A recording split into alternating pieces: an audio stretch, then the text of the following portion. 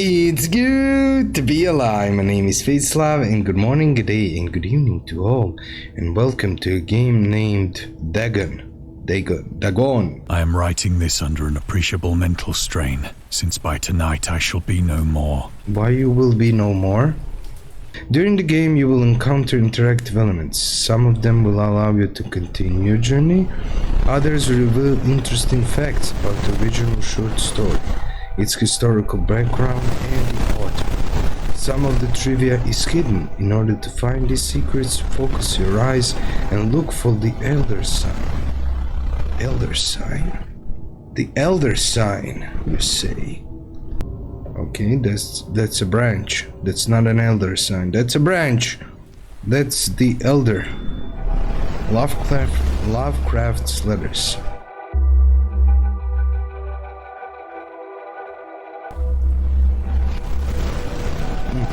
Penniless, and at the end of my supply of the drug which alone makes life endurable, I can bear the torture no longer, and shall cast myself from this garret window into the squalid street below.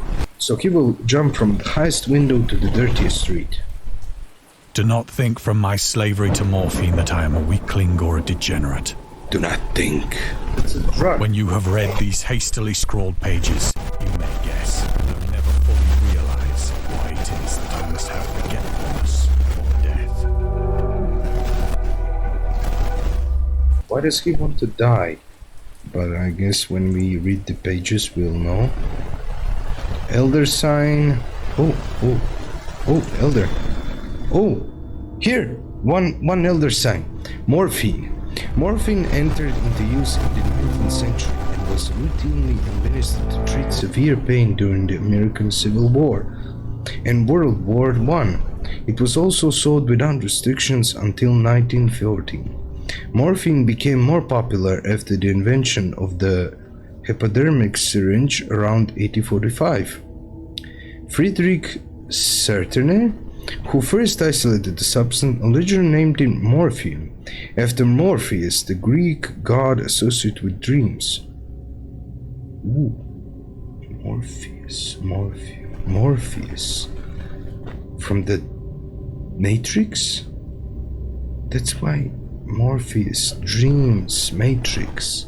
I never actually ponder about these thoughts, or even why in Matrix Morpheus is called Morpheus and Lawrence Fishburne. And at the verge of this, Matrix 4 is coming out, and I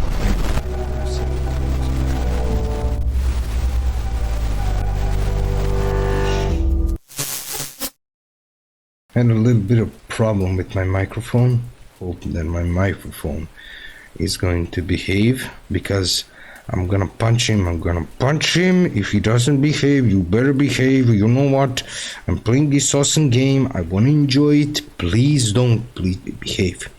It was in one of the most open and least frequented parts of the broad Pacific that the packet of which I was supercargo fell a victim to the German sea raider. Alright, the boat. Somebody shooting? Who's shooting? The Great War was then at its very beginning, and the ocean forces of the Hun had not completely sunk to their later degradation, so that our vessel was made a legitimate prize, whilst we of her crew were treated with all the fairness and consideration due us as naval prisoners. So he got captured? So liberal, indeed, was the discipline of our captors, that 5 days after we were taken, I managed to escape alone in a small boat with water and provisions for a good length of time. So actually we were the prison. Oh, and he escaped. So I got it right. When I finally found myself adrift and free, I had but little idea of my surroundings. Okay, this notion of being alone in the sea, just in a little boat, gives me the creeps. Elders, help me! Never a competent navigator, I could only guess vaguely by the sun and stars that I was somewhat south of the equator. My God, I would be so lost. Of the longitude, I knew nothing, and no island or coastline was in sight. Oh, that, shit, you know less than me. The weather kept fair, and for uncounted days I drifted aimlessly beneath the scorching sun, waiting either for some passing ship or to be cast on the shores of some habitable land. Elders are here. Here, I look, I see you. The Return to Short Stories. Dagon was written in July 1917 and first published in 1919 in The Vagrant, an amateur magazine focused on the supernatural. Oh, now we're getting to the supernatural. The story is the first of his stories that introduced an element from the Cthulhu mythos. Dagon itself.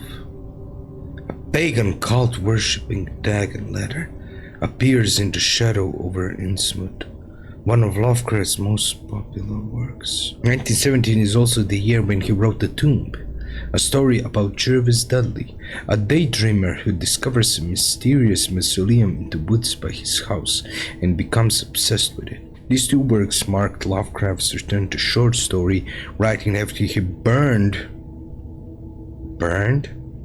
most of his attempts at the genre 9 years prior and decided to concentrate on poetry.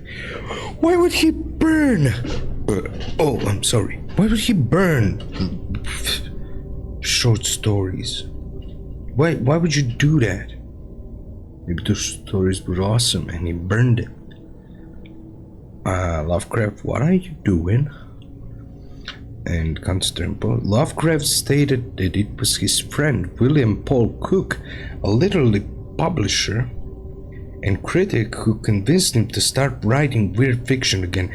Bravo, William Paul Cook, you're the man. So the real hero of the story is William Paul Cook. But neither ship nor land appeared, and I began to despair in my solitude upon the heaving vastness of unbroken blue. The change happened whilst I slept. Change? What change? Its details I shall never know. I want to know the details. For my slumber, though troubled and dream-infested, was continuous.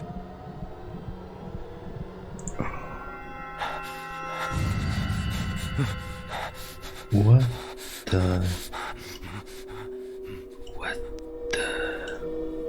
Is that an octopus? What is that? That's also an octopus. Is that an eel? Big eel?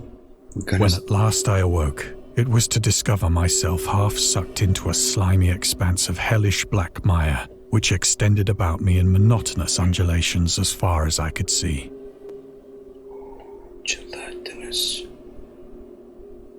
Ooh. And in which my boat lay grounded some distance away.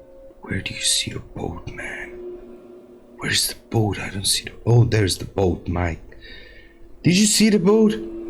I mean, I was focused on all of this. I didn't... yeah, that was the boat. Though one might well imagine that my first sensation would be of wonder at so prodigious and unexpected a transformation of scenery, I was in reality more horrified than astonished. Well, if I was in one instance in a boat and then I had a blackout and I woke in this slime which I'm trapped in and I see all of this, well, I wouldn't be astonished, would I be? For there was in the air and in the rotting soil a sinister quality which chilled me to the very core. Well, it chills me to the core. I mean, look at this. This place doesn't look like heaven. It doesn't look like hell either, but it doesn't look good. The region was putrid with the carcasses of decaying fish and of other less describable things which I saw protruding from the nasty mud of the unending plain. Ah, there's an octopus. A bigger octopus. This is a bigger octopus. Perhaps I should not hope to convey in mere words the unutterable hideousness that can dwell in absolute silence and barren immensity. Well, I wouldn't have a problem with silence. I talk a lot, so there would be no silence. Unless I see something like this, then I would shut my mouth so quickly as you can say a cookie in a cookie jar. There was nothing within hearing and nothing in sight save a vast reach of black slime. Yet the very completeness of the stillness and the homogeneity of the landscape oppressed me with a nauseating fear. The sun was blazing down from a sky which seemed to me almost black in its cloudless cruelty, as though reflecting the inky marsh beneath my feet. You're a cruel son. Cruel son. You're not the son from the Teletubbies, where he smiles and he's a child. No, you're a cruel son. You're a son that has no stars behind him. You're a sonless son of a son. Yeah, I said it. Don't let me repeat myself. Don't let me repeat myself. Elders? Well, elders don't want to speak me. Elders, you're not gonna say anything about this? Oh, don't go. Where are you going? As I crawled into the stranded boat, I realized that only one theory could explain my position. So only one theory. What is that theory? Are you seeing him when I'm seeing? That black goo is moving, and it's a big black goo. Maybe it's not a goo. It looks like it's breathing. Through some unprecedented volcanic upheaval, a portion of the ocean floor must have been thrown to the surface, exposing regions for which innumerable millions of years had lain hidden under unfathomable watery depths. Oh God. So great was the extent of the new land which had risen beneath me that I could not detect the faintest noise of the surging ocean, straining my ears as I might, nor were there any seafowl to prey upon the dead things. That was a big elder sign. So elders were preparing for this. They said, little sign, then we're gonna make a big one. A big sign, so he sees it. So the Mysterio... I'm so sorry. What the hell is happening with me? Lovecraft is killing me. For several hours I sat thinking or brooding in the boat, which lay upon its side and afforded a slight shade as the sun moved across the heavens. As the day progressed, the ground lost some of its stickiness and seemed likely to dry sufficiently for traveling purposes in a short time. Oh God, you better run from that place, this place. Better run. That night I slept but little, and the next day I made for myself a pack containing food and water, preparatory to an overland journey in search of the vanished sea and possible rescue. On the third morning, I found the soil dry enough to walk upon with ease. What is that? What is this?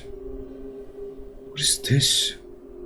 The odor of the fish was maddening, but I was too much concerned with graver things to mind so slight an evil, and set out boldly for an unknown goal. Yeah, man, you better get out of here. All day I forged steadily westward, guided by a faraway hummock which rose higher than any other elevation on the rolling desert. Whose bone is that? What creature has these bones? Elders? Why are you keeping secrets from me? Elders? Son, you son of a son of son. Why are you keeping secrets from me, you son? That's a whale. But these bones are not from a whale. That night, I encamped, and on the following day still travelled toward the hummock, though that object seemed scarcely nearer than when I had first espied it. Elders are not talking to me anymore. Oh, they are. Elders, hello. The horrors of the ocean. The creator of the Cthulhu mythos and the fictional underwater city of Rilla was convinced that life could not exist at the bottom of the ocean because the water pressure would make it uninhabitable. Today we know that the darkest depths of the ocean are home to many peculiar organisms. The deepest dwelling fish we have discovered so far, the Mariana snailfish, can live about 8,000 meters, more than 26,000 feet, below the ocean surface, never-ending darkness, and at a hellishly crushing pressures, hundreds of times stronger than those found at sea level. Upon glancing at the bottom photos of deep-sea creatures, such as the anglefish, the fangtooth, or the viperfish, and their truly Lovecraftian characteristics, it's hard not to find some irony in this. By the fourth evening, I attained the base of the mound, which turned out to be much higher than it had appeared from a distance. Well. An intervening valley setting it out in sharper relief from the general surface. Alright, well, it's a big Too valley. weary to ascend, I slept in the shadow of the hill. How can you sleep? You have I to... know not why my dreams were so wild that night. You know not why? Have you not seen what creatures you just saw, what slime you were, But ere the waning and fantastically gibbous moon had risen far above the eastern plain, Sun's enemy. I was awake in a cold perspiration, determined to sleep no more. Well, I guess this is the point where you can't sleep. I wouldn't be able to sleep in a situation like this because I would be scared for my own life. So, Such visions as I had experienced were too much for me to endure again. why didn't we see those? Why didn't we see those visions?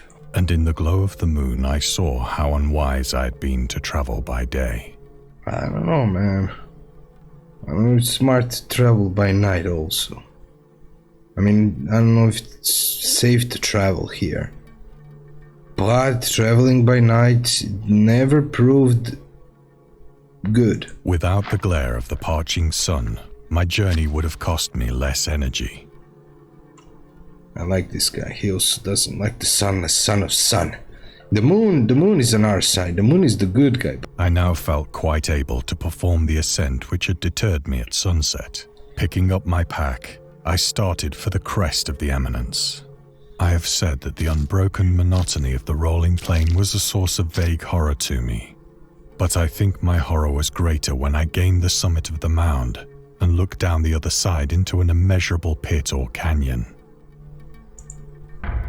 whose black recesses the moon had not yet soared high enough to illumine. I felt myself on the edge of the world, peering over the rim into a fathomless chaos of eternal night. Man, I wouldn't go there. Through my terror ran curious reminiscences of Paradise Lost, and of Satan's hideous climb through the unfashioned realms of darkness. We gotta put Satan here. As the moon climbed higher in the sky, I began to see that the slopes of the valley were not quite so perpendicular as I had imagined. Ledges and outcroppings of rock afforded fairly easy footholds for a descent. I don't know if it's easy. But alright, if you say Whilst so. after a drop of only a few hundred feet, the declivity became very gradual. So we are going in a pit.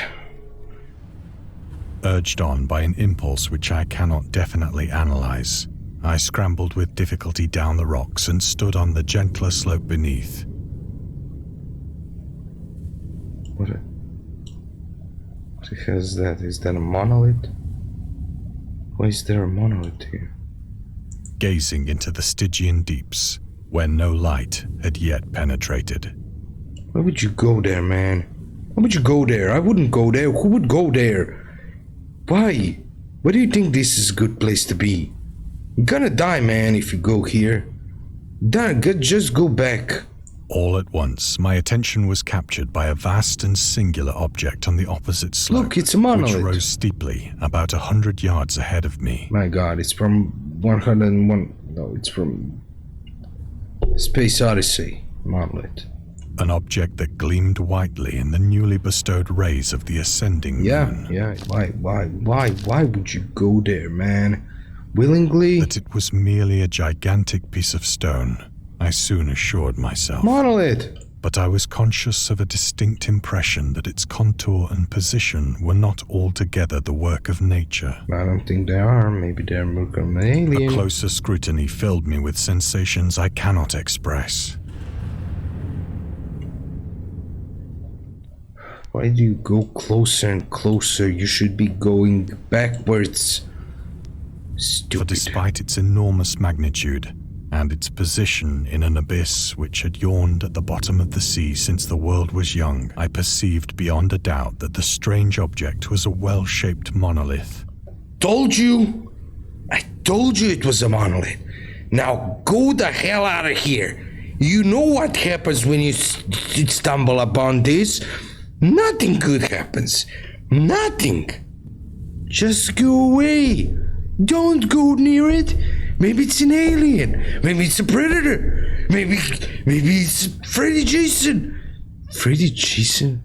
Bulk had known the workmanship and perhaps the worship of living and thinking creatures. I don't care who the hell with those people. Dazed and frightened, yet not without a certain thrill of the scientist's or archaeologist's delight, I examined my surroundings more closely. Elders, please tell him to stop. Please don't go near the monolith. And you're going near the monolith. Oh my god, you're an idiot. There. The moon, now near the zenith, shone weirdly and vividly above the towering steeps that hemmed in the chasm. Jesus, look at this. Look, there's bones. There's bones in it. Why would you look at it? Maybe it's cursed. Don't look at it. Avert your eyes. And revealed the fact that a far-flung body of water flowed at the bottom, winding out of sight in both directions and almost lapping my feet as I stood on the slope. Okay. Across the chasm, the wavelets washed the base of the Cyclopean monolith. Cyclopean? On whose surface I could now trace both inscriptions and crude sculptures. Yeah. Are you gonna go and lick it? Just go and lick it. Nothing's gonna happen. Just lick it. Lick it. With your tongue. What's gonna happen? Maybe you die. Maybe you don't. Maybe the elders abandon me. Where are the elders? Elders? Elders? Moon, where are the elders? They're running away. Scared. The writing was in a system of hieroglyphics unknown to me, and unlike anything I'd ever seen in books. You see, the elders they're smart. They don't want to be near this monolith. They are the ones that consisting are for the smart. most part of conventionalized aquatic symbols such as fishes, eels, octopi, crustaceans, mollusks, whales, and the like. Alright. Several characters obviously represented marine things which are unknown to the modern world. Well, by the music. Well, we saw some bones and creatures that but whose decomposing forms I had observed on the ocean-risen plain. Just as I said. Man, you're reading my mind. This is weird now. I don't like it. I don't like you reading my mind. Don't do it. It was the pictorial carving, however, that did most to hold me spellbound. You see, it's spellbound. He's cursed. He's gonna die now, because he's cursed. My god. My god. Just stop looking at it. Oh, look. Storytelling methods. Oh, storytelling methods that Lovecraft developed in his later works. Okay, maybe we can learn from this. So, telling the story through carvings at the Mountains of Madness, the Nameless City. That's the first. Journals and characters' notes. Shadow out of time, the Haunter of the Dark. Islands emerged from the ocean. The Call of Cthulhu.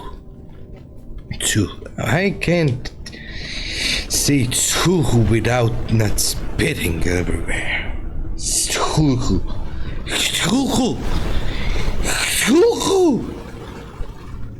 Or fictional beings. Deities. Based on real events and mythologies. Migo in the Whisper in Darkness. It's also considered the origin of the popular Cthulhu mythos. Some of Lovecraft's other stories also included in a manner similar to Dagon. But let's skip the details in order not to spoil the ending. Don't spoil the ending. Of course, don't spoil the ending. I don't want the ending to be spoiled. So, elders Plainly don't... visible across the intervening water, on account of their enormous size, were an array of bas-reliefs whose subjects would have excited the envy of a Doré. Doré? I was wrong. The elders.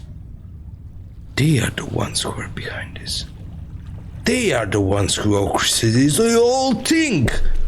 I think that these things were supposed to depict men, at least a certain sort of No, men. elders. Elders! Those sons of sun. They worship the sun, that's why they're here. They're the son of the suns. Though the creatures were shown disporting like fishes in the waters of some marine grotto. Alright. Or paying homage at some monolithic shrine, which appeared to be under the waves as well. Okay, what's the meaning of the monolith? Of their faces and forms I dare not speak in detail. Please For the do. mere remembrance makes me grow faint. I wanna know. We wanna know. The audience wants to know. The audience wants to know. Grotesque beyond the imagination of a Poe or a Bulwer. Oh. So what is this? Squid Man? Slender Man? Maybe the skeleton of a Slender Man. This guy looks like the one from the Hellraiser.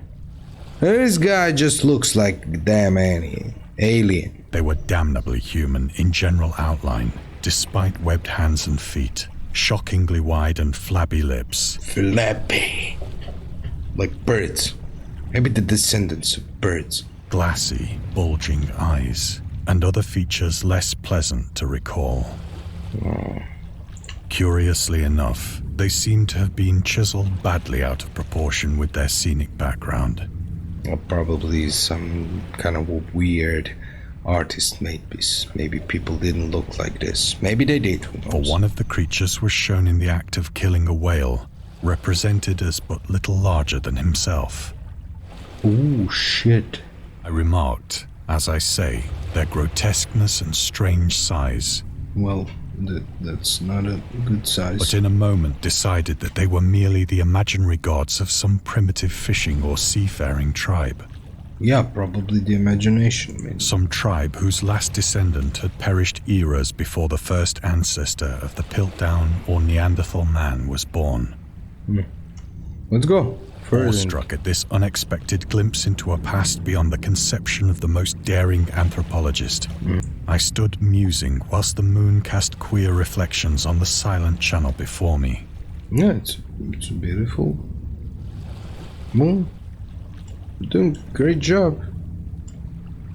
Then, suddenly, I saw it.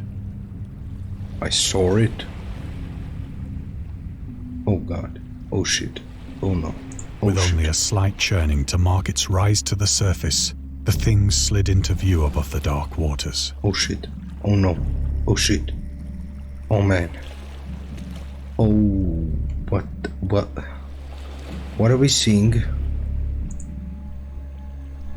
Oh, fudge! Demon-like and loathsome, it darted like a stupendous monster of nightmares to the monolith. What the hell?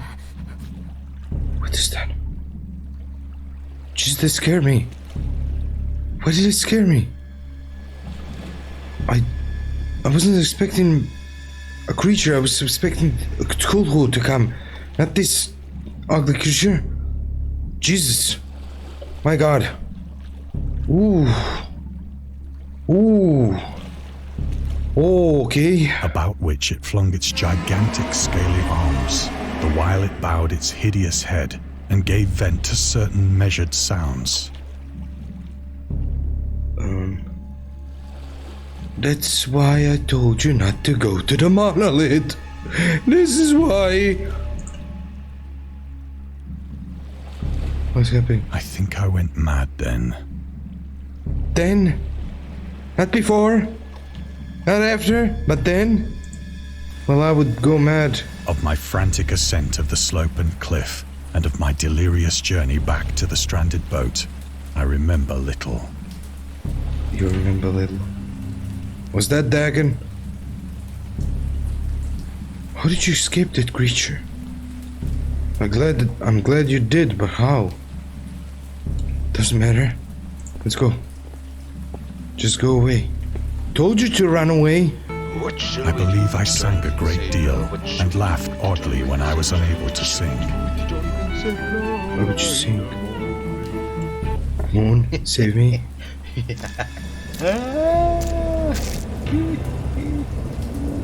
I have indistinct recollections of a great storm sometime after I reached the boat.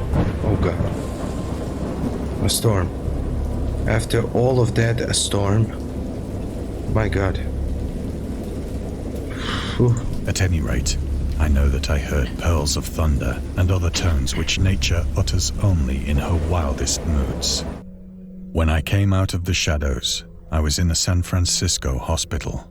Oh.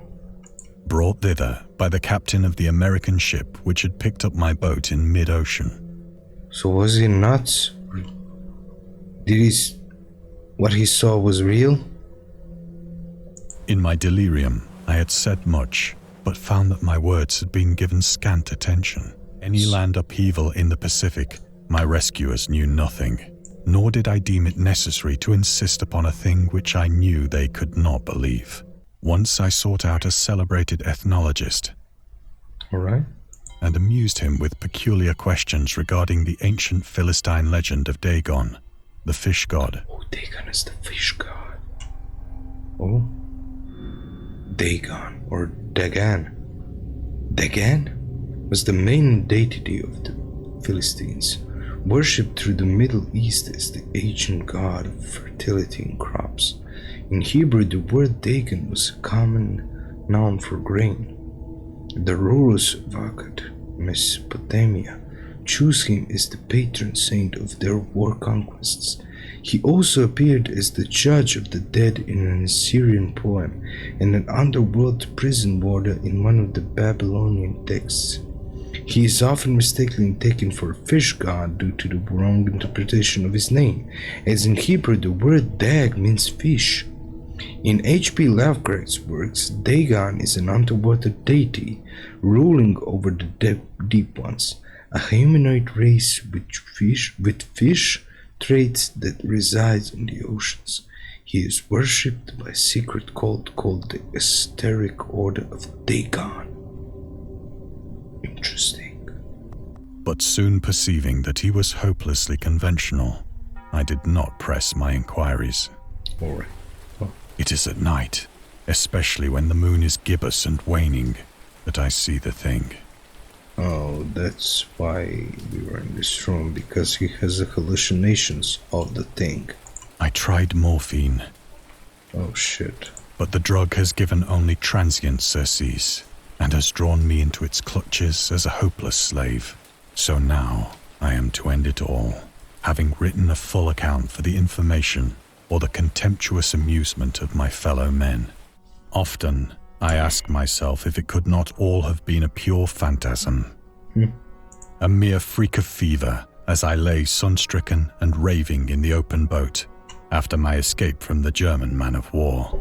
Who knows, maybe it was. This I ask myself, but ever does there come before me a hideously vivid vision in reply. Yeah, you see him. I cannot think of the deep sea without shuddering at the nameless things that may at this very moment be crawling and floundering on its slimy bed, worshipping their ancient stone idols and carving their own detestable likenesses on submarine obelisks of water-soaked granite. I dream of a day when they may rise above the billows to drag down into their reeking talons the remnants of puny, war-exhausted mankind. Of a day when the land shall sink and the dark ocean shall ascend amidst universal pandemonium. Why? Why would you think so dark thoughts? Why? The end is near. Oh.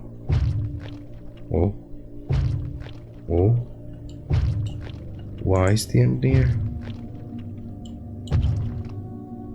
I hear a noise at the door, as of some immense slippery body lumbering against it. Man, you're actually going nuts. You're going nuts. You're going crazy. This is the window from the beginning, right? Yes, it is. Why am I... It shall not find me. Maybe it's his friends trying to get him. He's delusional. God, that hand! He's delusional, yeah. There's problems. The window! The window! No, don't jump out of the window. What the hell are you... No, I'm not gonna do it. And we're gonna face our fears. Jumping out of a window is not a way out. You gotta face your fears. Can't run from them. Can't run from them. Can't... Why is there no other option? I tell you? Oh, God. He really jumped out of the window? Oh, God. He died. So he went mad. I mean, so the real question it proposes, did he see something and then went bad? Or did he went mad because he was alone at the sea? Or maybe it was all in his head. Who knows? I mean, there are things in life that you can't, or maybe won't interpret. I mean, we see things sometimes that we think are real and they're not, but vice versa. So, that would be the end of the game. I had much fun. I had so much fun, but the microphone betrayed me. Went mad. I went mad fixing it. And now it's fixed forever, my microphone, because I discovered the problem and I fixed it. So yeah, and that would be the end of the video, and be seeing you in the next video, and have a great day. Bye.